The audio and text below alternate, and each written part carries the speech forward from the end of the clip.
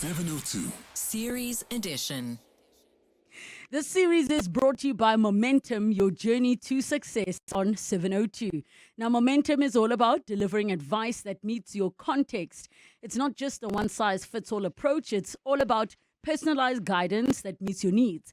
Over the next couple of weeks and the past weeks on the series edition with Momentum, we've been discussing everything relating to your personal finance. Today, we discover how a well-structured retirement income strategy can help retirees achieve the income that they need without taking on unnecessary investment risks.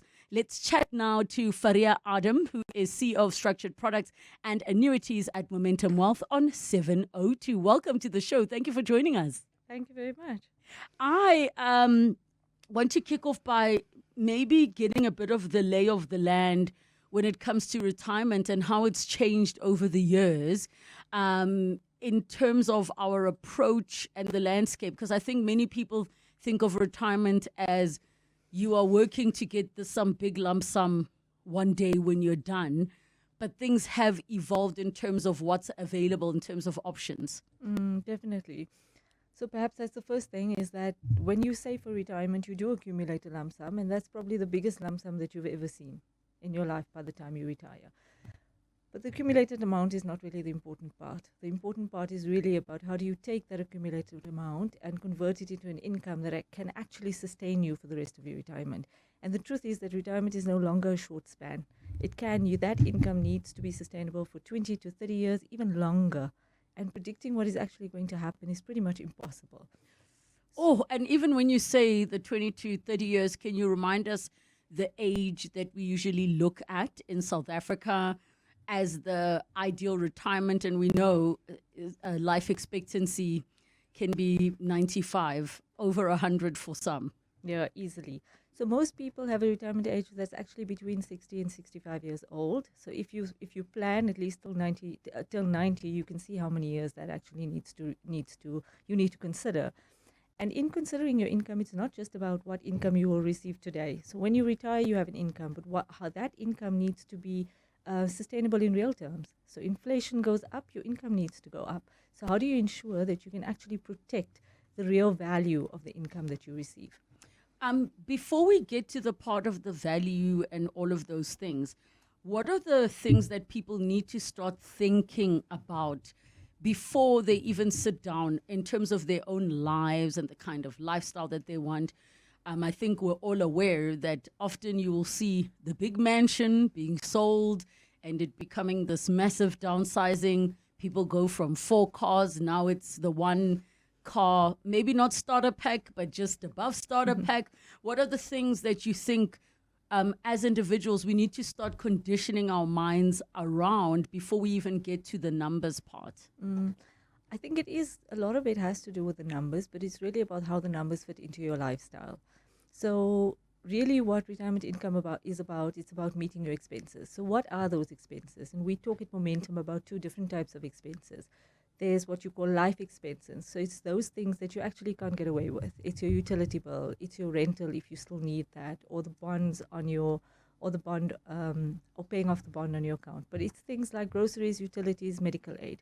Those are essential things, and you never want to take a chance that you can't meet those expenses, right? The other part of it is, what are your lifestyle expenses? What are the hobbies that you want to have, and what kind of lifestyle would you like to have? So with the lifestyle expenses or your living expenses, you generally have a little bit more flexibility around how you accommodate for them. But with your life expenses and the things that you have to cover to live a retirement with dignity, those are the expenses that you have to be certain about and that you don't want to take any risk on. So I think that people need to start thinking about that and try to predict, to say, what is it that I'm going to have to cover? What is it that I have a little bit more flexibility about? And always remember to cover your life expenses before you cover your living expenses. And only after that should you start thinking about inheritance. Oh, because I'm also thinking around the fact that there are perceptions about ownership that maybe make a person think, once my house is paid off, at least I don't have to worry about that. But there's maintenance, there's so many other things. What are the blind spots you think we sometimes don't pick up and we maybe take for granted, because there is that thing of like, Well, my house will be paid off, so no worry about that. I think there's just too many uncertainties. In terms of the lump sum specific conversation, at what point does the talk become about the inheritance? Because obviously you want to do the first thing is you don't want your children to inherit debt. And secondly, you'd like to leave them something. Which part of the conversation does that come in? Is that after the sorting out the retirement and the life annuity part? When does that come in? Absolutely. So the purpose, remember, of your retirement savings is to provide you with an income. That's the point of your life where you actually need to be selfish about it. And it has to be an income that's about you and meeting your individual needs, right? Whatever is left after you are gone, that's something then that could be that you could leave as an inheritance. So any money that's left in a living annuity when a person passes away is actually paid out to the client's beneficiaries. So in a life annuity, there isn't typically, depends, you have what we call a guaranteed term. So the client receives an income that's guaranteed for at least that period of time. So let's say, for example, it's 20 years. He receives an income for at least 20 years. And should he pass away before then the remaining income will actually be paid out to the client. So there is an inheritance element in terms of what your beneficiaries could receive if you were to pass away early on or early on in your retirement journey. But really, it's always about the income that you need first before you think about what you leave for your independence. So how do the hybrid annuities work? And maybe we can revisit the traditional ones to talk about the hybrid ones and how they actually work and what problems they solve. Okay. So as I mentioned, the life annuity, being the first traditional one, it offers a lot of certainty, but not much in the way of flexibility. A living annuity, on the other hand, offers much more flexibility, but no certainty at all. So in the one option, you take no risk. In the other option, you take all the risk, essentially. So what a hybrid annuity does, it's a living annuity that allows you to invest some of your money, not the full amount, but a portion of that money into a life annuity or guaranteed. What in Momentum it's called the guaranteed annuity portfolio. So what you have is within your retirement planning suite, you have a certain income stream guaranteed to be paid out to you for as long as you live, and then you have the more flexible income, and it's all within one product, which means that you can start to tailor it to suit you, to say that I need this much in terms of guaranteed income to cover my life expenses, and I have a bit more flexibility over the rest of the income and how it's invested to try to cover my living expenses. So it gives you a little bit of the best of both. So then how does this hybrid annuity reduce the return you need to sustain your lifestyle? Okay. So we have what we call rules of thumb. So rule of thumb says that when you get to retirement, you can withdraw between 4% and 5% every year, and that should enable you to have a sustainable income stream for as long as you live. Now, just to put it in perspective, 5%, if you withdraw 5%, you need to earn, your investments must earn roughly 8%. Just to keep your capital untouched, right? That's difficult because on 5%, most people can't manage. Relebogile, you mentioned 5 million. The average amount, accumulated amount that people at Momentum retire with is 2 million. If you take 5% of that, it's an income of about 8,000 or so before tax. Wait, girl. So wait, 2 million to last 30 years. 2 million to last 30 years. That's the average. And really, so take 5% is 8,300 more or less a month. That's before tax. That's not nearly enough. So you're saying it works out to around 8,000 Rand a month? If you drew 5%, yes. Okay, and then what is Cyril giving you at this point in your life? 1,000 and something? Are you allowed to collect from Cyril if you're collecting? Oh my gosh. You are not. So it's important to save. It's important to save. If you would think 2 million sounds like a nice bit of money. It's not anything. It's not. So can I ask a question? So many people, when they are approaching retirement, they start to think about their next chapter. Are we assuming in this earning 8,000 Rand a month and not collecting from Cyril, are we imagining that this person is not doing a second chapter that could be bringing them income? as what some people do. They'll take that 2 million possibly and say, okay, I will use X amount just to, the first portion I take out just to set up a little open stand and I'll sell food outside my kitchen. Are we assuming that people would still then need to have a whole new career? Then it's not retirement. What's going on? Well, it depends on your personal circumstances. Not everyone is saved 2 million. The point is more that generally, if you think 2 million, it sounds like a nice amount of money. It's not. The point is save as much as you possibly can.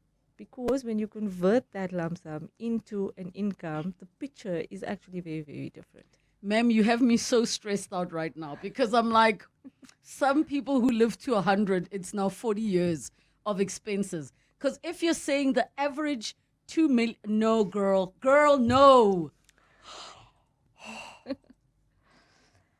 Okay, another point is that if that is what you're earning, even times double it, right, and make it 16,000 Rand if you have 4 million. The point is that you can't take a lot of risk when that's your income amount. Yes. Right? Yes. So what you need to think about is, where am I taking the risk? How do I use the products that are available to me in order to minimize the risk that I need to take and to split it out so that there's a portion of money that you can't take risk on and that you choose a guaranteed annuity for that versus the portion that you actually have a little bit more flexibility to play with and then invest that and try to increase it. All right, before we get to the voice note coming through on 0727021702, there's a message asking, can I do life annuity before retirement age? You can. It's a voluntary annuity. So remember that with your accumulated retirement savings, you have to use that money to buy either a life annuity or living annuity or the blended annuity, right? But if you have discretionary savings, anyway, you can always purchase a life annuity or term certain annuity at any age from an insurance company. It's actually quite a tax efficient product. So you take your accumulated money and you convert it into an income stream. But in that instance, only the interest portion is taxable because it was discretionary money. If it's retirement money, then the full income is taxable. Speaking of tax, there's a message that says the getting tax part is absolutely ridiculous for retired persons from a retirement plan madness. We will have a conversation about tax one of these days, about how you sometimes get taxed multiple times on the same little 2 cents. Oh, guys. Your voice notes on 0727021702. Good afternoon, Relebogile. I think we'll have to be educated over and over again that if you get a lump sum, 5 million or whatever amount, and then when now you go to Durban and it's I blew it, then what's waiting for you when coming to retirement? You'll have to go and queue there at the wherever, the municipality offices or wherever they get that government pension from. So it can be both. You can't celebrate when you get a lump sum, then from there you expect it to last for forever. Once you squash it, then you are going to wait for that one of the government then. Government Pretoria. Hi there. Wow, what a fantastic topic. And I think the life annuity will probably work better for myself and most South Africans because then you don't blow your money and you're sitting with your kids. Whereas you'll be able to have money for the rest of your life until you die. It's actually quite interesting and quite awakening. Thank you. Cheers. Your thoughts on those voice notes? What can I say? You don't want to blow it? You want to have options? Please. I also feel for people who, if you've lived your life continuously sacrificing and it's the first time that you have access to bulk money. I mean, now somebody's telling you, wait, you can only spend 8,000 Rand a month. So I also do feel for people in that respect. Your final thoughts? My final thought is that retirement is a journey. It's not a static decision. It's not a one size fits all. It's really about finding the right balance for your own circumstances. So start to know your numbers early. Everyone's retirement journey is different. And talk to a financial advisor. They can help you because there are a lot of complicated concepts that we're talking about here. and then you can scream in the parking lot before, then speak to the financial advisor, and then scream in the parking lot afterwards as well. Know your numbers. Yes, there we go. Thank you so much for joining us and chatting to us on such an important conversation. Now, whether you're saving for a rainy day or spending like there's no tomorrow, no matter where you are in life, Momentum has solutions that meet your unique context for life cover, retirement, investments, and insurance needs. Speak to a Momentum accredited financial advisor today. Momentum, your journey to success. Momentum is part of Momentum Group Limited, an authorized financial services and registered credit provider. Spend your afternoon With Relebogile Mabojta on 702. Let's walk the talk.